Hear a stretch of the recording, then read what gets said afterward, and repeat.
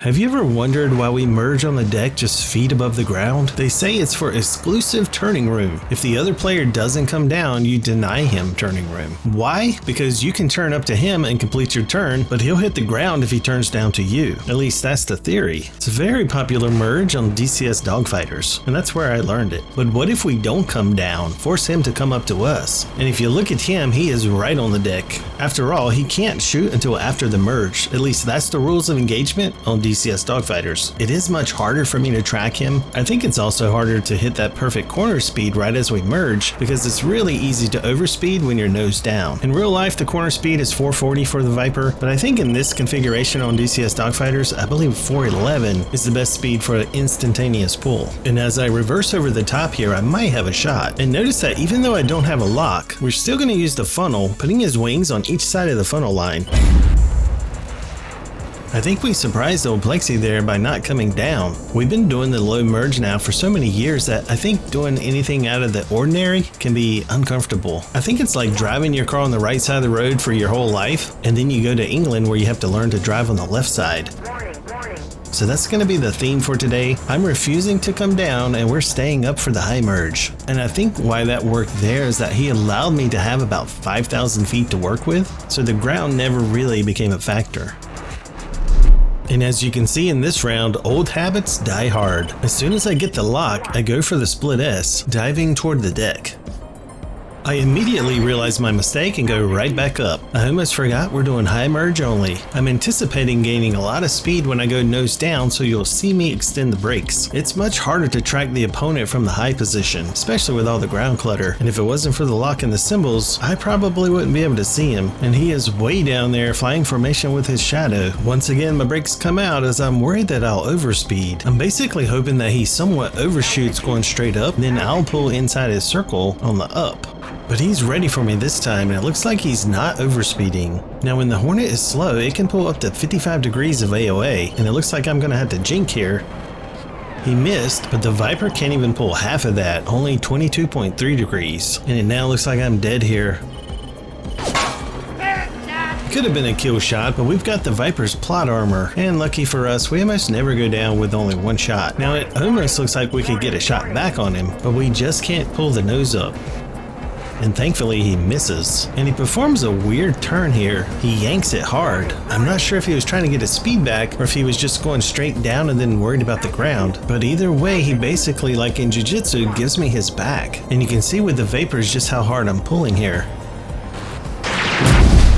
And I think the funnel system in the Viper is just so much better than the targeting system in the Hornet. And that one was kind of unfair there because we were basically dead. We shouldn't have won that one. And I think he's got our number now in the Viper, so we're going to switch over to the Mirage 2000, otherwise known as the M2K. And if this was an infomercial, Phil would say, "Now that's a lot of damage!"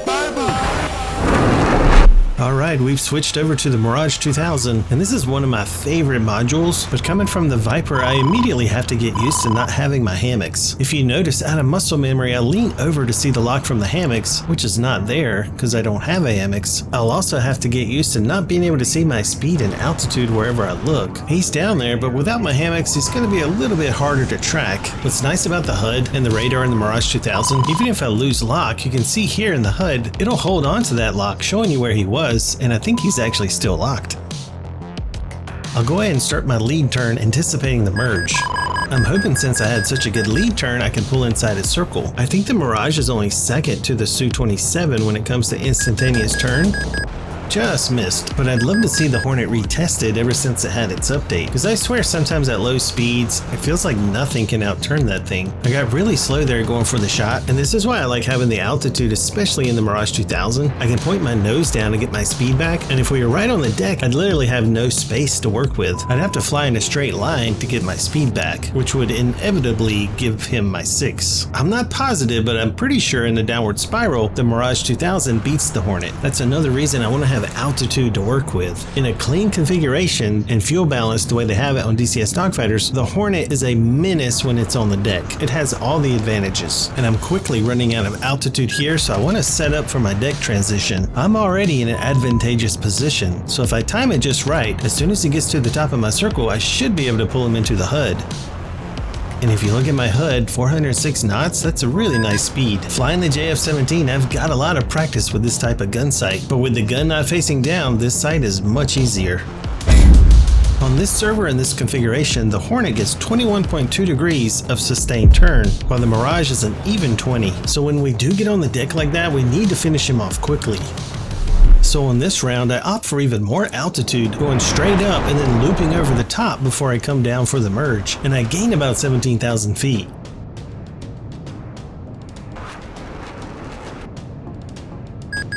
And even though we have a lot of separation here, you'll see just how fast the Mirage 2000 closes the distance. We did get a little slow, but it doesn't matter as he's flying towards us and we now have a lot of altitude to work with. I'll drop my nose below the horizon, picking up speed. I guess it's a low yo-yo, as when I have enough speed, I'll slowly climb back towards him. In time lapse, after about a minute, I'm now in gun position.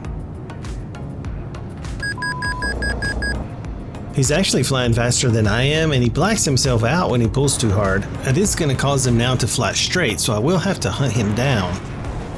This extra time will give me an opportunity to practice with my radar.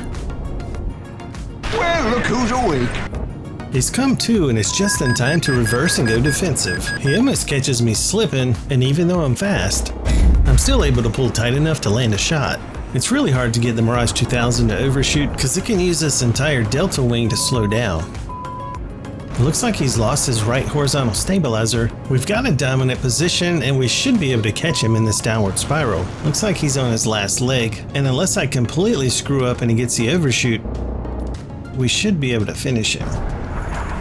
I guess I could run out of ammo if I'm not careful. We've only got 125 rounds per cannon, but they are 30mm, so that's pretty big. It's not looking good for him.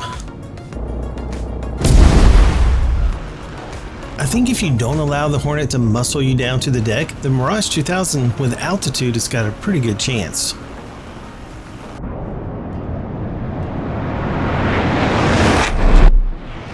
This round I get about 15,000 feet or so, and if I merge with him over the water, it's a little bit easier for my eyes to pick him up.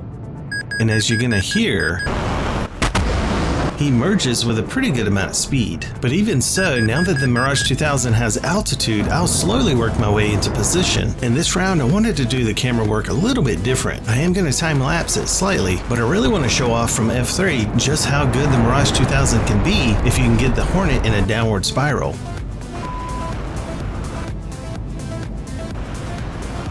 And I think this F3 view can give you a good idea how each aircraft is drawing its lines.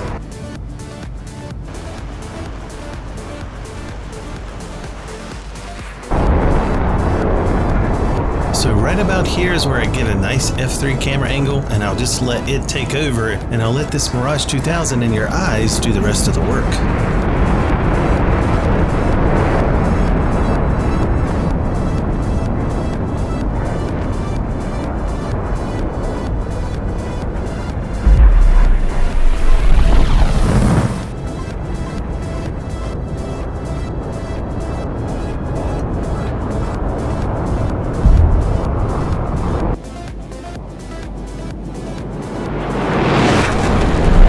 The Mirage 2000 program officially launched by France in 1975. The name 2000 wasn't random, it was very intentional. Dassault chose 2000 to signal a leap into the future of aviation. This is the future. The Mirage was going to be the fighter of the future for the year 2000. It's currently 2026. It's one of my favorite fighters, and it's still giving some of these modern aircraft a run for their money. Now I am a bit slow here, but I've got 16,000 feet of altitude to work with, and as long as my opponent is engaging, I feel very confident with my positioning. I am taking the low line, but in these downward spirals I can gain not only position, I can gain speed. You can see here how I'm almost flying formation with him. I'm just mindful that he might try to pull into me and take a shot. And in fact, I think he should have at some point right here, because I think being this close and him having the high position, that was his best opportunity. And now I think that opportunity is slowly slipping away from him. He's almost in a position where I can pull him into the HUD, but I am starting to enter the blackout tunnel. My speed is getting close to 450, and you see now the positions switch and I take the high position. It's now just a matter of patience before I pull down and take the shot.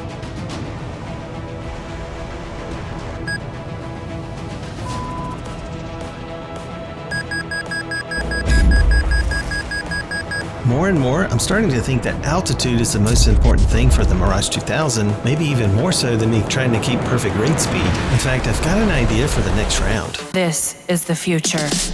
My idea is prioritizing altitude. I'll go what looks like almost straight up on the merge. I'm not space programming, I'm finishing my loop and letting him follow me, making it look like I'm in a bad position, and maybe I am, but this position is what I'm planning on. As we remerge here, I reverse my turn, and now I'm in a really good position, maybe even to end the fight. Just missed, and that would have been a highlight clip and a really great short if I could have pulled it off. And now I'm in a really good dominant position with the Mirage 2000 and with a lot of altitude to work with. He's working on a really nice pedal turn as I'm looking right into his cockpit, and this is where the Hornet is dangerous, but I've got my money on my Mirage 2000.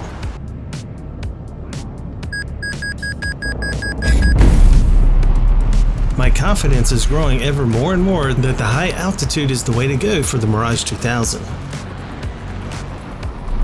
I start the next round right into the action as the merge went pretty much exactly like the last round, and to save time I jumped into what I think is the fun part of the fight, the Mirage 2000 chasing the F-18 Hornet in a downward spiral. And something about watching the Mirage 2000 chase down the Hornet from externals makes me giggle. I'm nose down and not even looking at my speed at the moment because I'm more worried about position, and I'm starting to get so close that it almost looks like we're flying formation. He now goes nose down and we seem to be taking turns and swapping positions. He starts to go back up and I go nose down. He takes the high position momentarily, but then he goes nose down, and then I take the high position. It's almost a shame that we have to shoot each other as we're caught up in this dance. If either one of us tries to disengage and run at this point or extend, we're gonna get shot. I do like what he's trying to do here by getting higher and higher, and he's got a really nice pedal turn trying to get that Hornet's nose on me, but as long as we have altitude, I'm very confident with the delta wing of the Mirage. And we're so close now I can see his mustache. Doesn't get much more personal than this unless we were in a fist fight. He finally goes out in front, and that's what I was talking about. I did have to negative stick to get that shot, and I'm sure it looked a little bit strange from his side. It's a good day to be in the Mirage 2000. It's the final countdown. Believe it or not, it's the final round. I know it's hard to believe all this goodness has gone by so fast, but in the interest of time constraints, we gotta bring it to an end. We actually won a lot more rounds than this, but looking at my analytics, my view time is shockingly low. His chicken gun almost runs into me. It's like the people that clicked on my video are like, whoops, I thought this was a Tabs video. Let me scroll out of here. So I am trying to keep them shorter. And I do think it's very important that we show a loss so we can see where we went wrong and we can actually learn together. I definitely learn a lot from watching the replays where I lose. So I'll try to piece together and show you guys where I think I might have went wrong in this round. And I think it's starting here where I'm following his low wing. If you look at my speed, I'm at 410 with my nose down, plenty of speed to transition to the high wing and go lag. Instead, I stay in lead, and I'm not sure if I was thinking I had a shot coming up, but it's causing me to overspeed, and I'm pulling over 8 Gs, about to black out, trying to stay inside his circle. I cut my burner and pull the brakes, and I overdo it, losing way too much speed, and I'm still blacking out on top of that. With the now lack of speed, I can't follow him, so I'll try to reverse as he goes by. It's a desperation move. I'm hoping I can pull tight enough to take a shot, and this is where the 55 degrees of the Hornet is amazing. Amazing. What's even more amazing is that he can pull so many degrees and hold on to so much speed as he's coming back around for another pass. Luckily he misses, but I'm out of altitude and out of options. And this is normally how it goes on the deck with the Hornet with no altitude.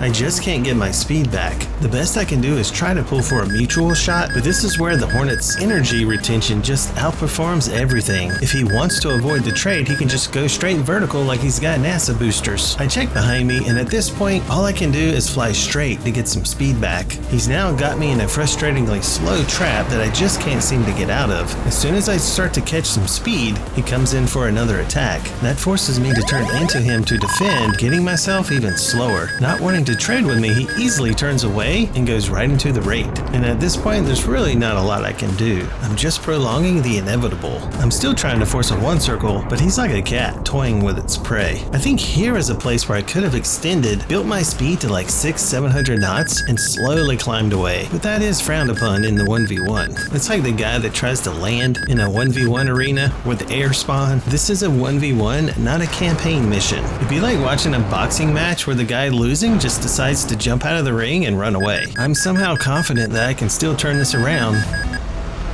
But that sound means my engine is dying. Even though it looks like I have afterburner, I'm slowing down. It's the final countdown. Well, I enjoyed this, and I hope you guys did too.